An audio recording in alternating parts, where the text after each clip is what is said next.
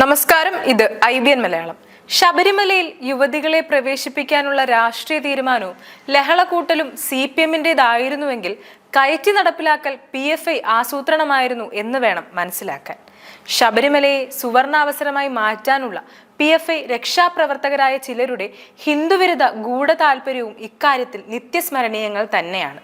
ശബരിമലയിൽ പ്രവേശിച്ച കനകദുർഗയെ ഭർത്താവ് ഉപേക്ഷിച്ചപ്പോൾ വിവാഹം ചെയ്തത് PFI സംഘടനയായ NCHROയുടെ പ്രസിഡന്റ് വിളയോടി ശിവൻകുട്ടിയാണല്ലോ. ശബരിമല കയറാൻ മഹിളാമണികളെ അറേഞ്ച് ചെയ്തതിൽ ശിവൻകുട്ടിക്ക് പങ്കുണ്ടായിരുന്നുവെന്ന് വിശദമായി അന്വേഷിക്കേണ്ടതുണ്ട്.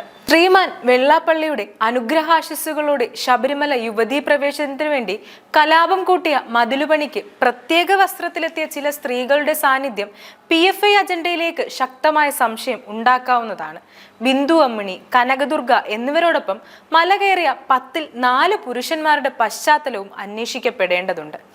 ഏതായാലും PFIക്ക് ഭരണ പ്രതിപക്ഷങ്ങളിലെ തലവന്മാരായും ഉദ്യോഗസ്ഥ മേധാവികളുമായും ജാതി സംഘടനാ നേതാക്കളുമായി ചേർന്ന് കൂട്ടുത്തരവാദിത്തത്തിൽ അജണ്ട നടപ്പാക്കാൻ പോകുന്ന സ്വാധീനം ഉണ്ടായിരുന്നു, അല്ലെങ്കിൽ ഉണ്ട് എന്ന് ബലമായി സംശയിക്കേണ്ടതുണ്ട്.